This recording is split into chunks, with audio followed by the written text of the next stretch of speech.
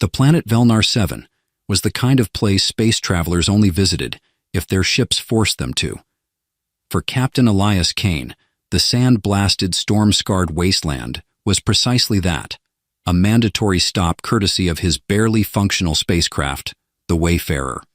As the twin suns of Velnar 7 climbed higher, bathing the endless dunes in a searing golden light, Elias found himself hunched over a disassembled ion drive. Sweat dripped from his forehead onto the dusty toolkit at his feet.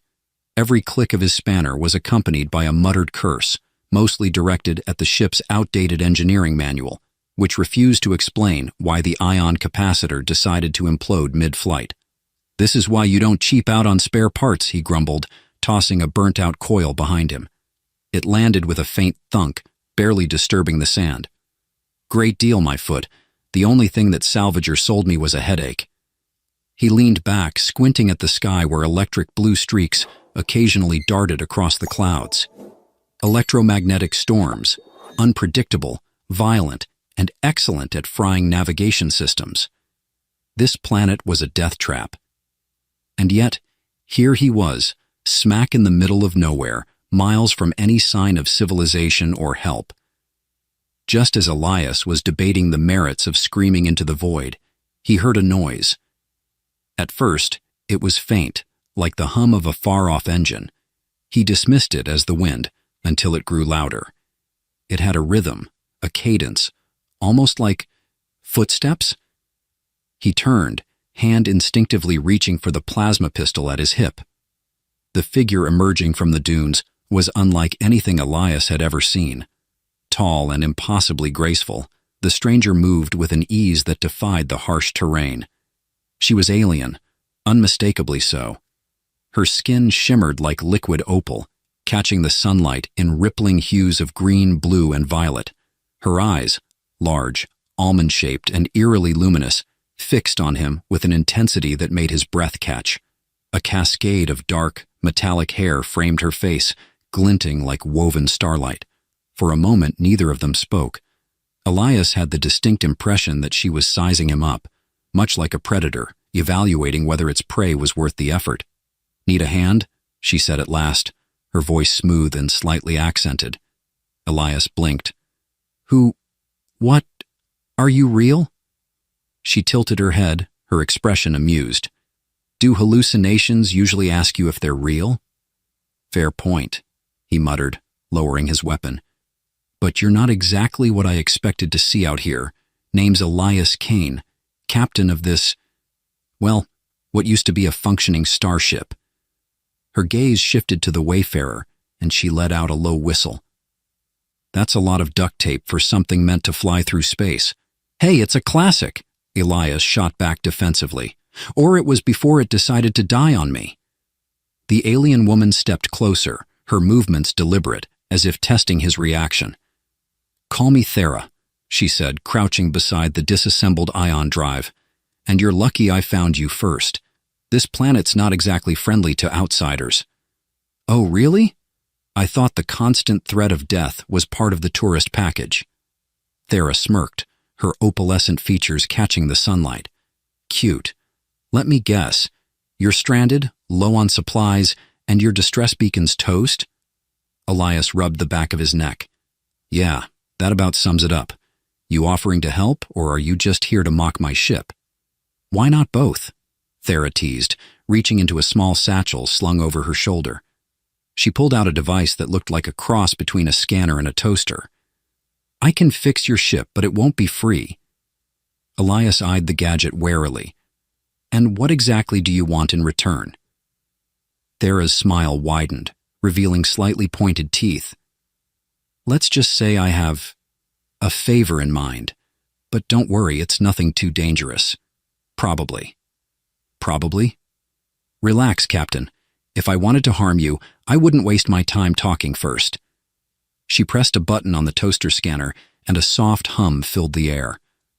"Now, do you want your ship fixed, or would you prefer to spend the rest of your life arguing with sand dunes?" Elias sighed, pinching the bridge of his nose. "Fine, but if this turns out to be some elaborate con, I'm going to be very annoyed." Thera chuckled. "Noted. Now step aside and let me show you how real tech works."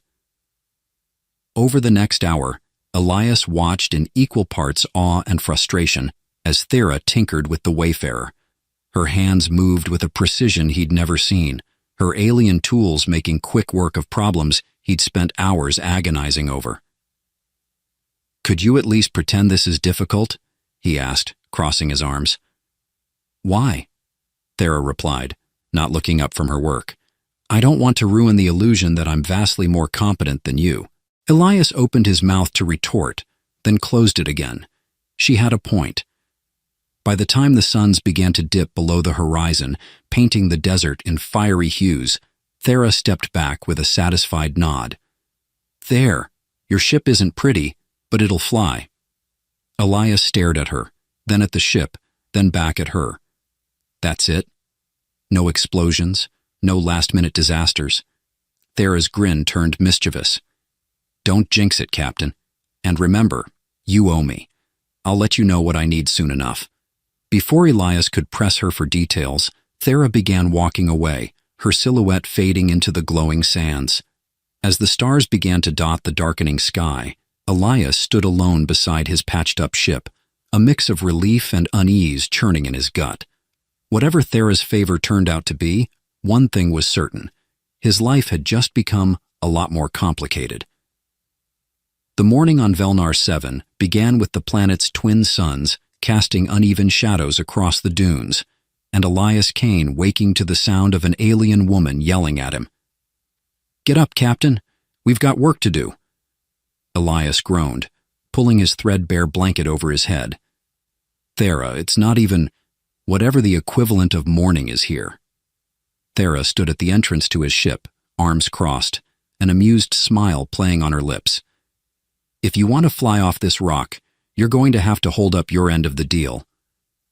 Elias peeked out from under the blanket, one eye squinting at her. "Can't you just tell me what the deal is? Or is suspense part of the contract?" Thera sighed theatrically. "Fine. I need you to come with me to a settlement nearby. Pretend to be my partner for the day." Elias blinked. "Partner like business partner, life partner, or—" Thera's smile turned into a smirk. "Let's call it a mix of the first two and leave it at that. Don't worry, you'll just be arm candy." "Arm candy?" Elias sat up, running a hand through his messy hair. "Lady, I'm a starship captain, not some—" "A starship captain with a broken ship, stranded on a hostile planet," Thera interjected smoothly. "You don't exactly have room to negotiate." Elias muttered something under his breath but hauled himself to his feet. "Fine, but if this ends with me getting thrown into some alien gladiator pit, I'm out." Thera grinned. "Noted. Now hurry up. The locals get cranky if you keep them waiting." The journey to the settlement was, in Elias's words, a comedy of errors. For one, Thera's idea of transportation was a hover sled, a sleek metallic platform with a tendency to wobble unpredictably over the uneven terrain. Elias clung to the edges for dear life as the sled zipped across the dunes, while Thera stood at the helm, her balance impeccable. "Is this thing supposed to feel like it's about to fling me into orbit?" Elias shouted over the wind. Thera glanced back, an infuriatingly calm expression on her face. "Relax, Captain. You'll only fall off if you stop holding on." "That's not as reassuring as you think it is." Halfway through the trip, the sled skidded to a halt, nearly sending Elias tumbling face first into the sand. "What now?" he asked, brushing sand off his jacket. Thera crouched beside the sled, frowning at a small panel that was flashing an ominous red light. "Looks like a grumble beast chewed through the power conduit." "A what now?" Before Thera could answer, a low guttural sound rumbled behind them. Elias turned to see a creature lumbering out from behind a dune. It resembled a cross between a rhinoceros and a sloth, with thick, wrinkled skin and an unfortunate habit of belching clouds of green gas. "That," Thera said, nodding toward the creature, "is a grumble beast." Elias wrinkled his nose. "Why does it smell like someone set a garbage fire inside an airlock?" Because it's marking its territory, Thera said matter-of-factly, and we're standing in it. So unless you want to make friends, I suggest you grab that toolkit and help me fix the sled. The next 10 minutes were a chaotic mix of Elias fumbling with alien tools and Thera trying to shoo the grumble beast away by throwing bits of scrap metal at it. When the sled finally roared back to life, Elias didn't wait for an invitation. He leapt onto it and refused to let go until they reached the settlement.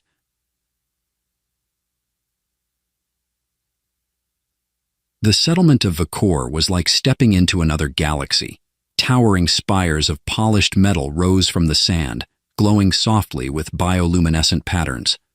The market square bustled with life, an eclectic mix of alien species bartering goods that ranged from shimmering crystals to jars of wriggling multicolored worms. Elias gawked as they walked through the crowded streets. "This place looks like someone threw a rave inside a scrapyard." Thera chuckled. "Stick close, Captain. You're not exactly blending in here." Elias glanced around, noting the curious stares from the locals. His human appearance seemed to draw more attention than he was comfortable with. One merchant, a squat, frog-like creature with 3 eyes, offered Thera a set of levitating boots in exchange for the strange pink alien. Thera pretended to consider the offer. Tempting, but no thanks. He's more useful than he looks. "Gee, thanks," Elias muttered. They eventually arrived at a small domed building where Thera's business partner was waiting. The partner in question turned out to be a towering reptilian alien with scarred scales and an expression that screamed, "I don't do small talk." "Carrick," Thera said, her tone casual but her posture tense. "You've got something I need." Carrick's eyes narrowed. "And you've brought a human. How quaint."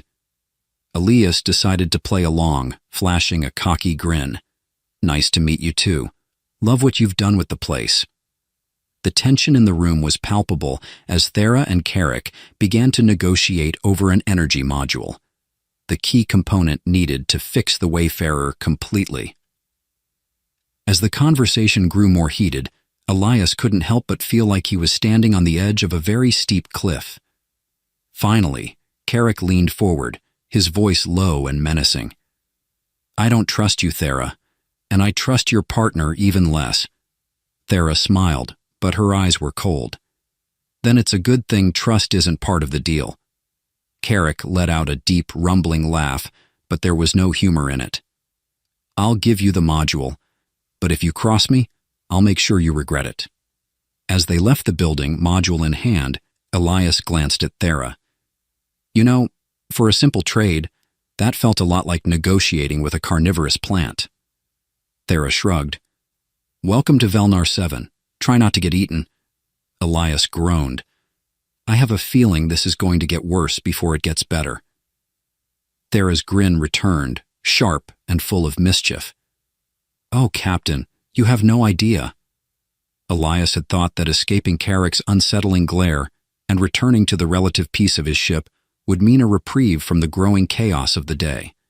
Instead, he found himself trailing after Thera as she led him into the labyrinthine heart of Vakor.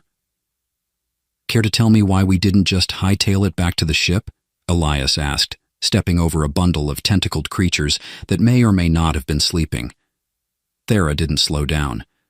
"Because the deal's only halfway done." "Halfway?" Elias stopped dead in his tracks, crossing his arms.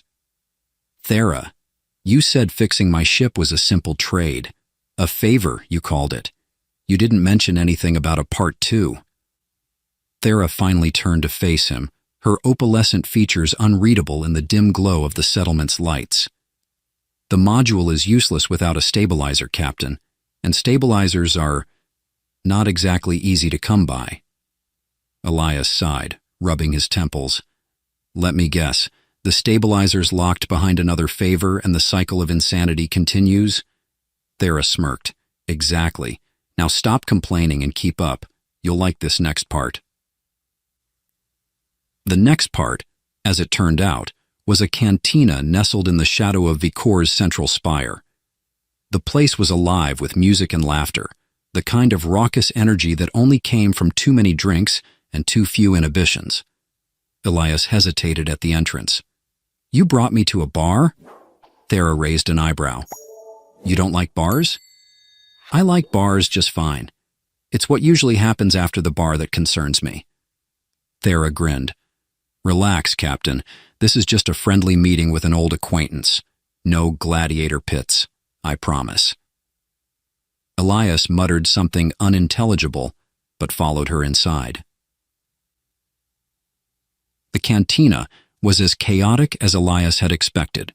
A group of feathered aliens argued over a holographic card game at one table, while a three-headed bartender served drinks that glowed ominously. The air was thick with smoke and the sharp tang of alien spices, making Elias's eyes water. At a corner booth, a wiry alien with skin like cracked obsidian waved them over. He had a wide, toothy grin that suggested he found life endlessly amusing, or perhaps that he'd just heard the galaxy's dirtiest joke. Thera, the alien called, his voice a raspy drawl. You're a sight for sore eye clusters. Thera slid into the booth with the ease of someone who'd done this 100 times before. Elias followed reluctantly, sitting at the edge of the seat like he might need to bolt at a moment's notice. Lorik, Thera said smoothly. Still running scams and selling scrap, I see. Lorik laughed, a sound like gravel tumbling down a hill. You wound me. I'm a legitimate businessman these days. Thera snorted. Sure you are. Listen, I need a stabilizer. Lorik's grin widened, his cracked skin catching the light. Ah, I see. And you've brought a human. Let me guess, he's the muscle? Elias opened his mouth to object, but Thera cut him off. He's my partner. Lorik's grin faltered. You're serious? As a collapsing star, Thera said, leaning back and draping an arm over the booth. Now, do you have the stabilizer or not? Lorik studied her for a moment before nodding. I've got one, but it's going to cost you. Thera raised an eyebrow. Cost me what? Lorik's grin returned, sharper this time. There's a game in the back room. High stakes. If you win, the stabilizer's yours. If you lose, well, let's just say you'll owe me. Elias leaned forward, his brow furrowed. Hold on. You want us to gamble for it?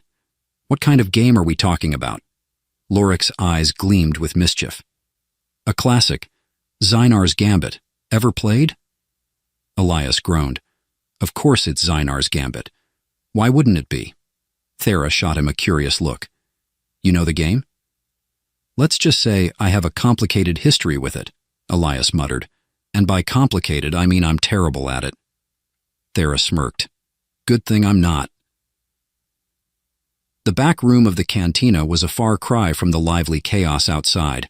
It was dark and quiet, the air thick with tension, as players gathered around a holographic table.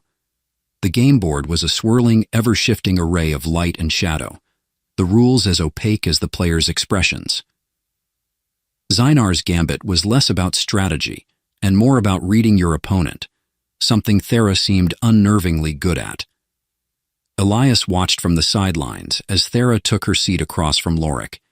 He tried to ignore the gnawing feeling in his gut, which told him this was a terrible idea. The game began with a flurry of moves, each player deploying holographic pieces that pulsed with energy. Thera's focus was unshakable, her moves precise and deliberate. Lorik, for his part, seemed to revel in the drama, his toothy grin never wavering. You're good, Thera, he said, placing a piece that sent ripples across the board. But you've got to tell. Thera didn't blink.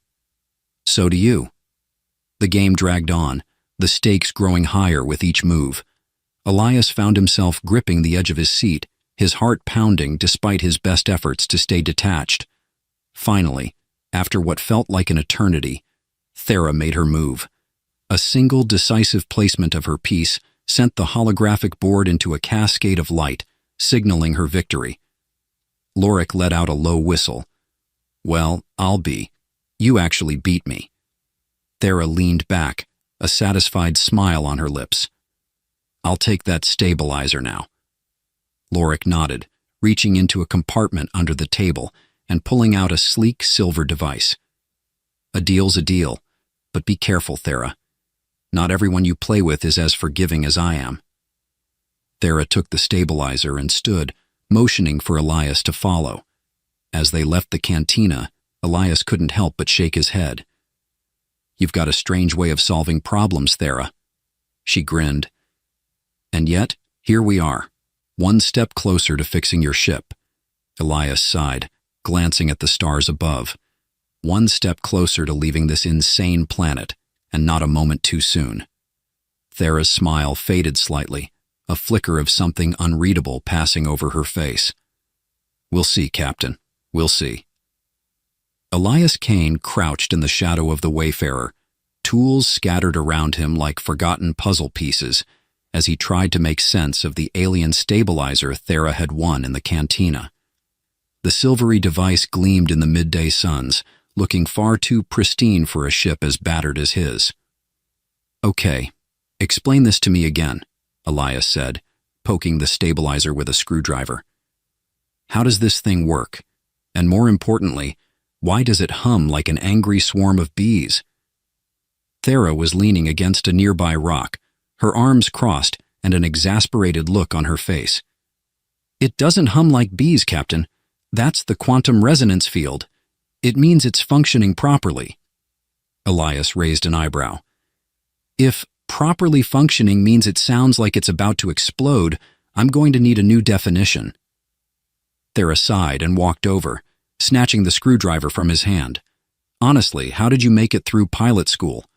By avoiding the mechanic's exam, Elias quipped. She crouched next to him, her deft hands moving over the stabilizer with practiced ease. The stabilizer is designed to sync with your ship's core matrix. Once I calibrate it, it'll regulate the power flow and prevent another meltdown. Unless, of course, you decide to push the engines past their limit again. Elias held up his hands defensively.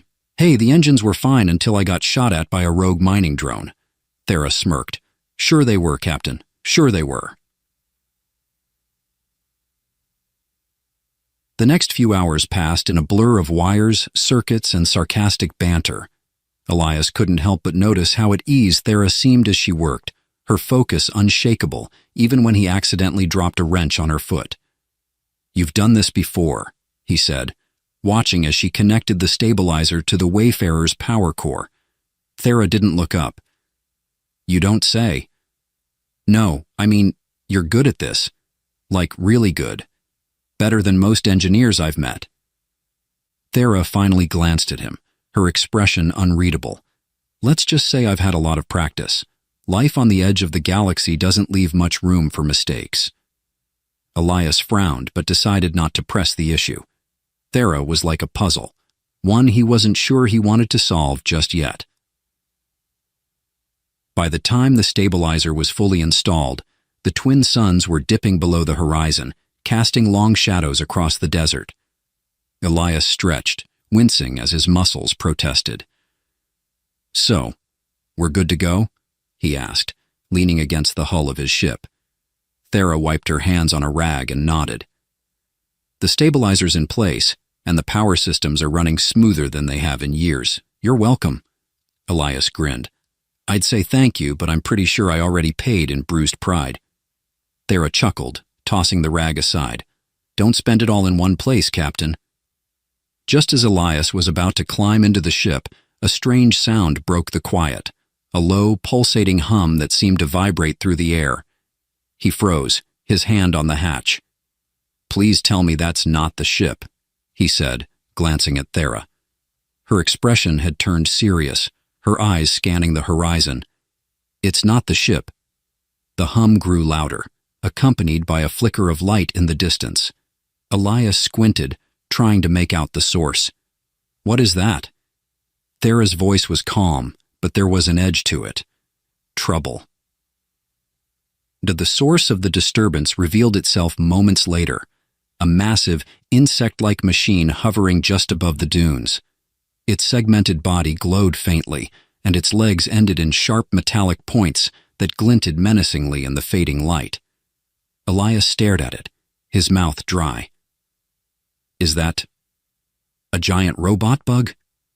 Thera grabbed his arm, pulling him toward the ship. It's a tracker drone, and it's not here to make friends. Elias stumbled after her, his mind racing. Tracker drone? What's it tracking? Thera didn't answer until they were inside the ship, the hatch sealed behind them. Me, she said simply. Elias blinked. Wait, what? Thera was already at the controls, her hands moving over the console with practiced urgency. That drone is here because of me. Someone must have tipped them off that I'm on this planet. Elias sat heavily in the co-pilot seat, his earlier exhaustion replaced by a rising sense of panic. Okay, back up. Who's them, and why are they sending killer bug drones after you? Thera didn't look at him as she activated the ship's engines. It's a long story. Great, I love long stories, Elias said, gripping the armrests as the ship rumbled to life. Thera finally glanced at him, her expression unreadable. Let's just say I made some enemies in my line of work. Now hang on, this is going to get bumpy. The Wayfarer shot into the sky, its newly installed stabilizer humming smoothly despite the chaos outside. Elias watched the tracker drone through the viewport as it followed them, its movements unnervingly precise. Any chance we can outrun that thing? He asked, his voice tinged with hope. Thera shook her head. Not a chance. It's faster, smarter, and probably more stubborn than you. Elias frowned. Hey, I'm plenty stubborn. Thera smirked despite the tension. Noted. Now strap in. I'm going to try something. Elias barely had time to buckle his harness before Thera banked the ship sharply, sending it into a steep dive toward the desert below. The tracker drone followed, its glowing body a blur against the darkening sky. What are you doing?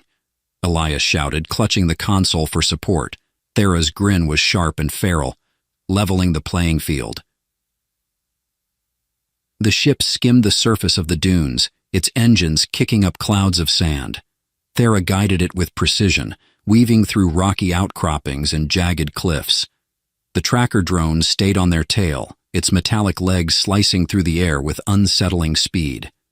Elias watched as Thera brought the ship dangerously close to a narrow canyon. Tell me you know what you're doing. Of course I do, Thera said. Mostly. Mostly? Relax, Captain, trust me. Elias groaned. That's what you said last time, and now we're being chased by a giant bug. Thera laughed, the sound unexpectedly light. Fair point, but this time I've got a plan.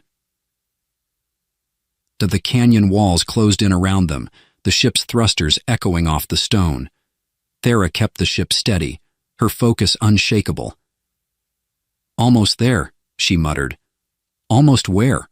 Elias asked, his knuckles white as he gripped the console. Thera didn't answer. Instead, she pulled a lever, and the ship's rear thrusters flared with a sudden burst of energy.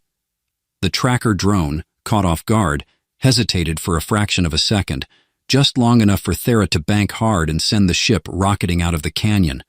The drone wasn't so lucky. Its momentum carried it into the canyon wall, where it exploded in a shower of sparks and twisted metal. Elias let out a breath he hadn't realized he was holding. Remind me to never question your plans again. Thera leaned back in her seat, a satisfied smile on her lips. You're learning, Captain. Slowly, but surely. Elias shook his head, a small smile tugging at the corners of his mouth. This just keeps getting better and better. Thera's smile faltered slightly, her gaze distant. You have no idea. Elias stood in the cockpit of the Wayfarer, watching the canyon walls shrink behind them as the ship soared into the upper atmosphere.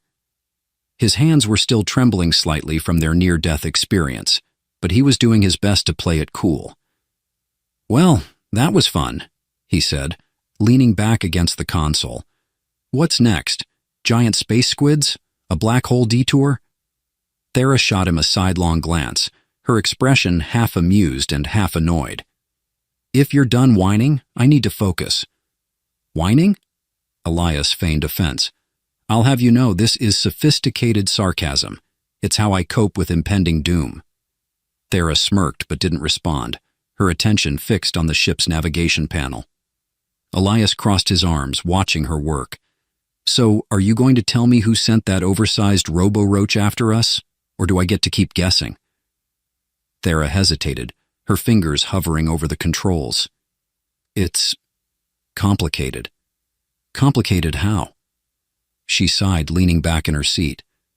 Let's just say I've crossed paths with some powerful people, and they don't take kindly to being outsmarted. Elias raised an eyebrow. Outsmarted, huh? What did you do? Hack their bank accounts? Steal a priceless artifact? Blow up a moon? Thera glanced at him, her lips twitching in what might have been the ghost of a smile. Not a moon, but you're not far off. Elias groaned, running a hand through his hair. Great, I'm partnered with a fugitive mastermind. This is exactly how I pictured my week going. And despite the tension, the hum of the stabilizer gave the Wayfarer's flight a sense of ease it hadn't had in years. The ship glided through the atmosphere, its systems purring like a contented cat. Elias couldn't help but admire Thera's handiwork, even as he tried to wrap his head around the growing mess he'd stumbled into.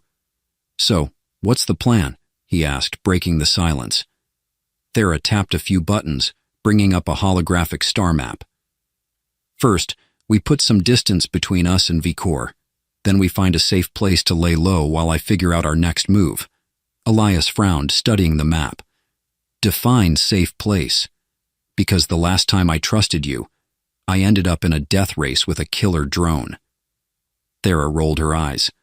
Safe, as in somewhere they won't think to look for us, and somewhere we can refuel, resupply, and regroup. Sounds simple enough, Elias said, leaning closer to the map. Where are we headed? Thera hesitated before pointing to a small, unassuming star system on the edge of the map. Elias squinted at the name. The Orithis Cluster? Never heard of it. Exactly, Thera said. It's a forgotten corner of the galaxy. Barely any traffic, no major settlements, and plenty of places to hide. Elias leaned back, crossing his arms. You've got this all figured out, don't you? Thera's expression turned serious. Not all of it, but enough to keep us alive. For now.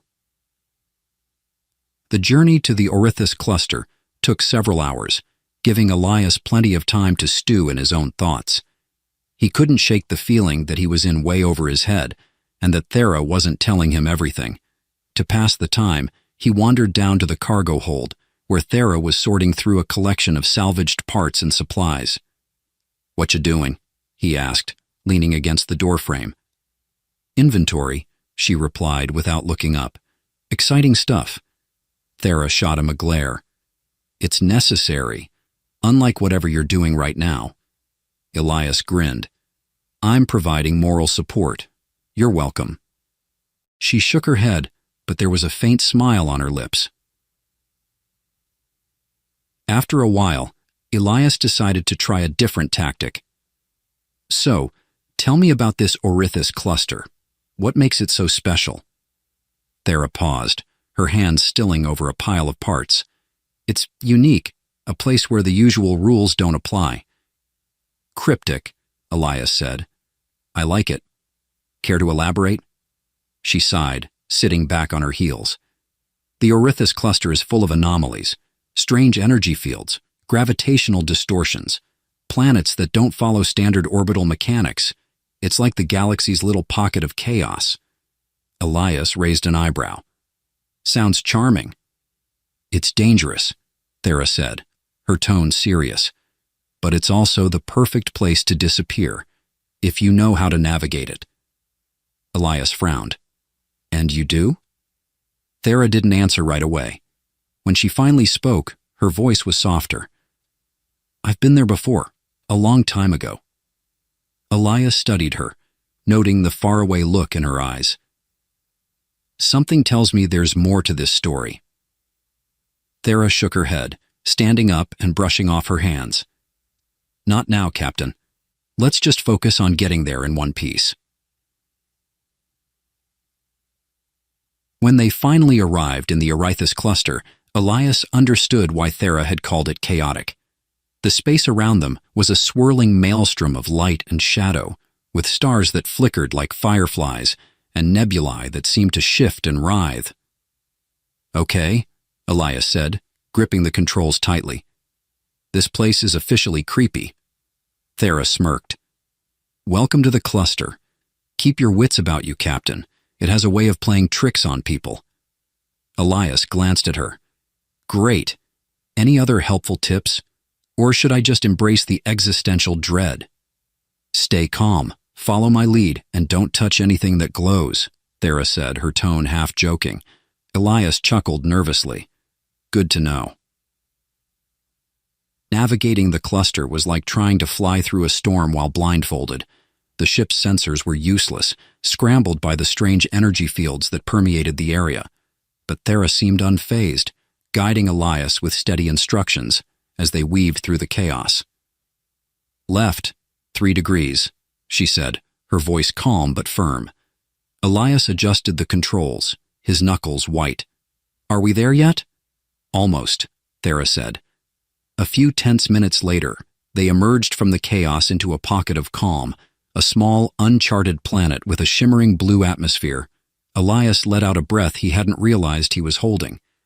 Please tell me this is it. Thera nodded. This is it.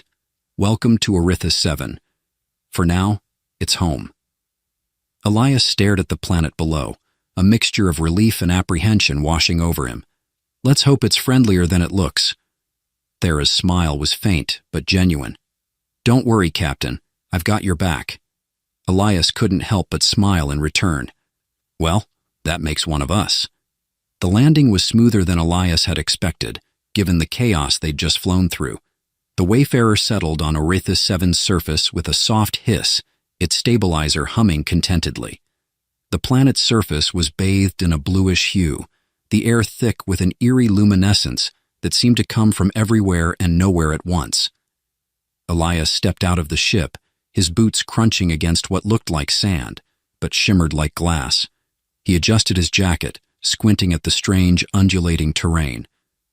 Well, this place is weird.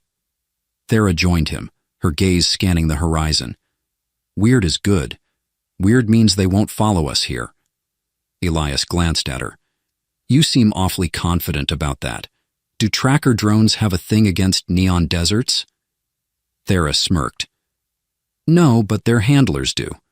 Arithis 7's energy fields scramble most tracking tech. It's why this place is off the charts, literally. Elias nodded slowly, kicking a small, glowing pebble with the toe of his boot. Handy. Also unsettling. I give it a 5 out of 10 for charm. Noted, Thera said dryly. Now, let's set up a perimeter and make sure we're actually alone.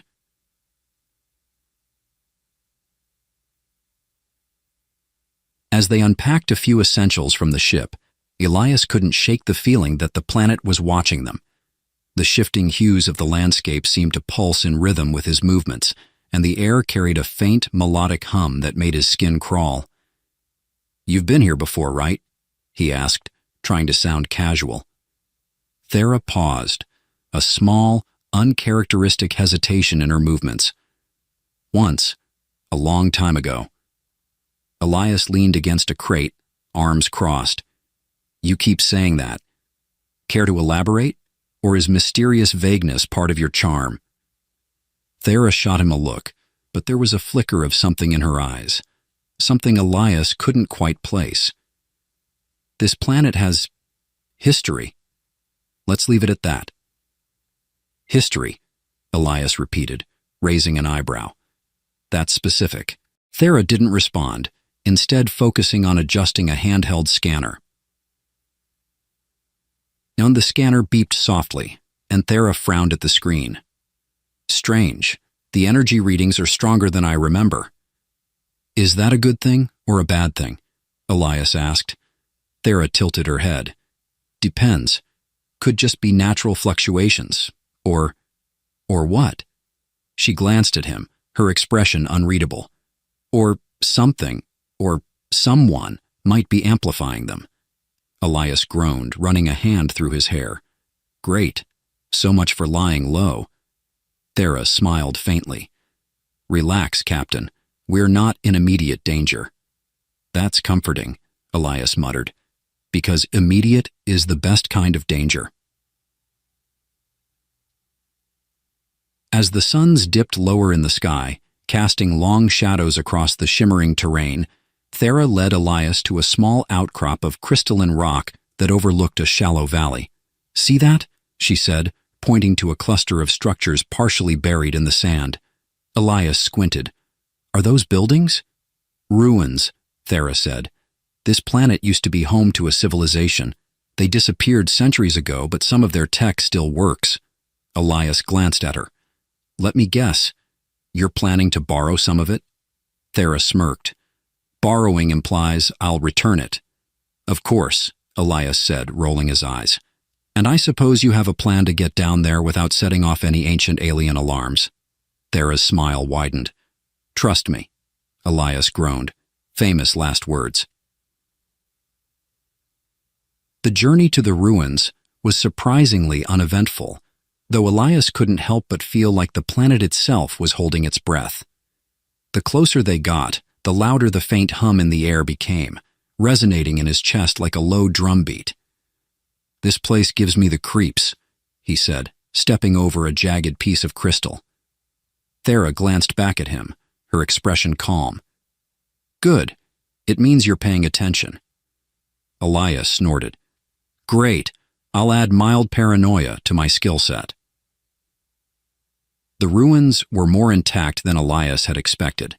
The buildings, if they could be called that, were made of a strange translucent material that seemed to glow faintly in the fading light.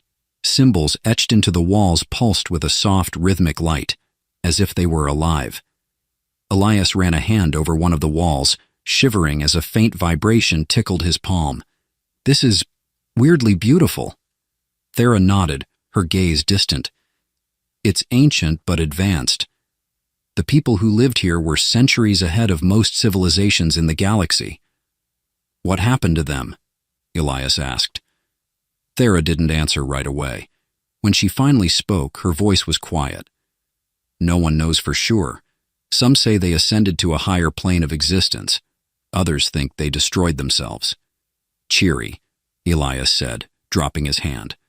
Thera smiled faintly. "It's a cautionary tale, Captain.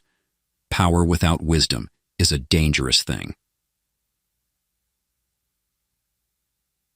As they explored the ruins, Thera's scanner beeped intermittently, leading them deeper into the maze of crystalline corridors.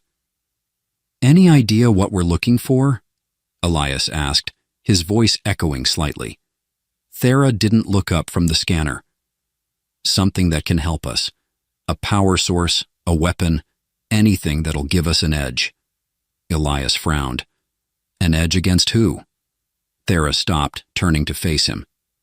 "The people chasing me aren't going to stop, Captain. They'll keep coming until they get what they want." "And what do they want?" Elias asked, his voice quiet.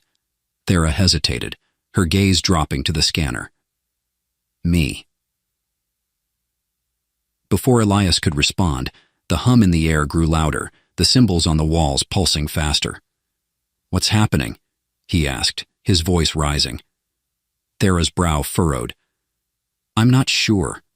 The energy readings are spiking." Elias glanced around, his unease growing. "Please tell me we didn't just wake up an ancient alien defense system." Thera didn't answer, her attention focused on the scanner. "There's something ahead. A chamber." "Great," Elias muttered. "Let's walk straight into the creepy glowing chamber. What could possibly go wrong?" The chamber was breathtaking. Its walls were lined with intricate carvings that seemed to shift and change when viewed from different angles. In the center of the room stood a pedestal, atop which rested a small glowing orb. Elias stared at it, his mouth dry. "That's not ominous at all." Thera approached the pedestal cautiously, her movements deliberate. "This might be what we need." "Might?" Elias said, staying near the doorway. "I'd prefer a bit more certainty before you start poking ancient artifacts." Thera glanced back at him, her eyes sparkling with amusement. "Where's your sense of adventure, Captain?" "Buried under my sense of self-preservation," Elias shot back. Thera chuckled, turning her attention back to the orb. "Relax. I've got this." Elias groaned, watching as she reached out and gently lifted the orb from its pedestal. The room seemed to hold its breath, the hum in the air fading to an almost imperceptible whisper. "See?" Thera said, holding up the orb. "No alarms, no traps, just a—" A deep, resonant chime echoed through the chamber, cutting her off. Elias groaned. "You just had to say it." The chime reverberated through the chamber, low and steady, like the tolling of a distant bell. The walls shimmered, their carvings rearranging themselves into new patterns.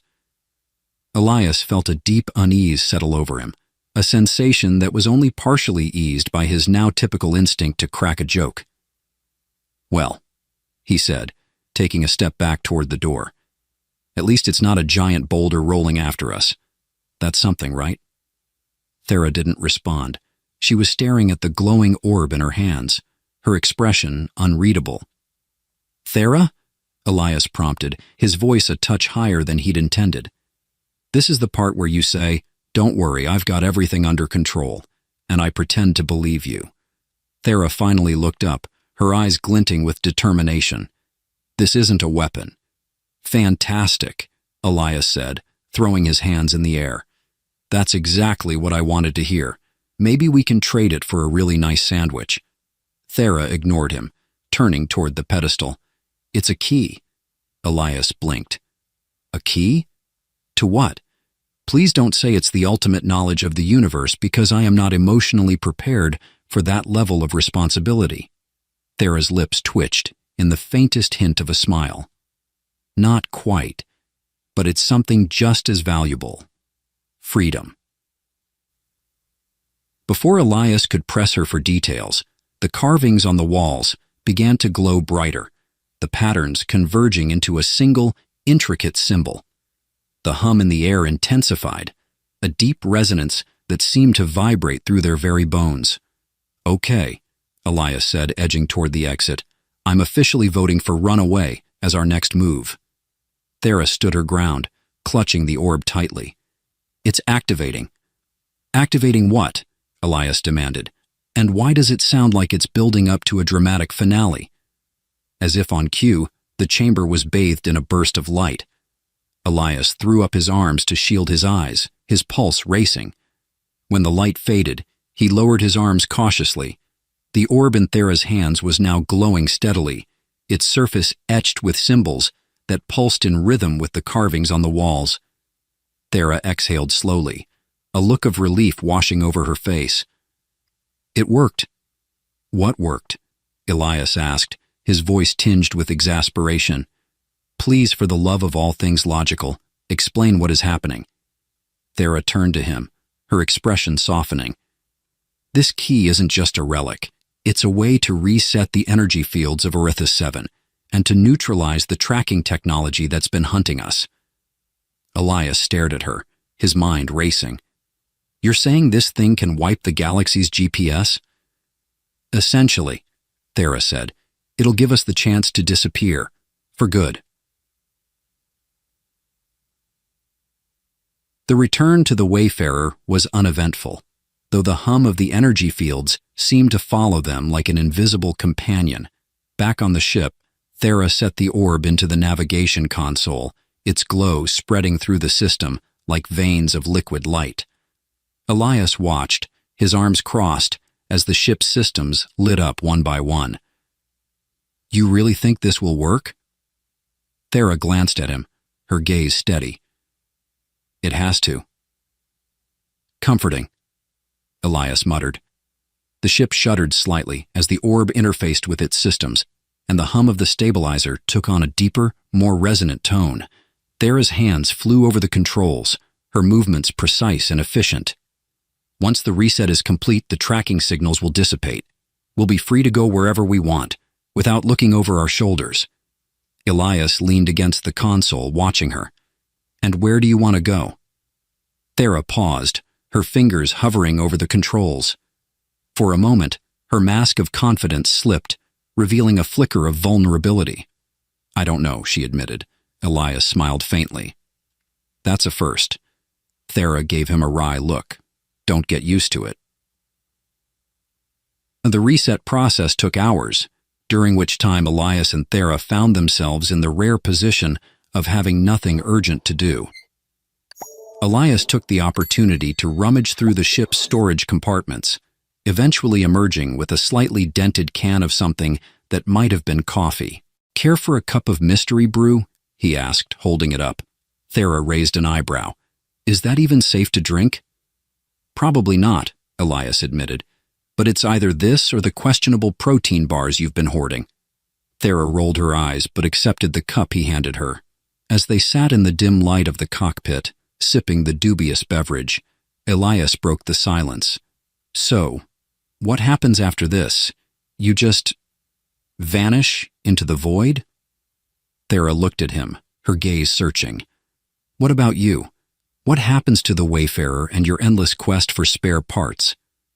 Elias chuckled. "I'll probably find another backwater planet to crash on. It's kind of my thing." Thera smiled, the expression tinged with something softer. "You could come with me." Elias blinked, caught off guard. "Seriously?" She nodded, her expression earnest.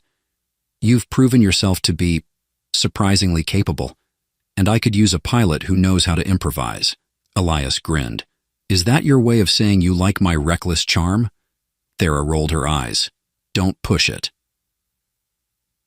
When the reset was finally complete, the hum of the stabilizer faded into a calm, steady rhythm. The ship's systems glowed with a soft golden light, and the air felt lighter, as if a weight had been lifted. Thera leaned back in her seat, exhaling deeply. "It's done." Elias studied her, noting the way her shoulders relaxed for the first time since they'd met. "So, that's it? No more killer drones, no more shady bounty hunters?" Thera nodded. "For now, at least." Elias smiled, a genuine warmth in his expression. "I'll take it."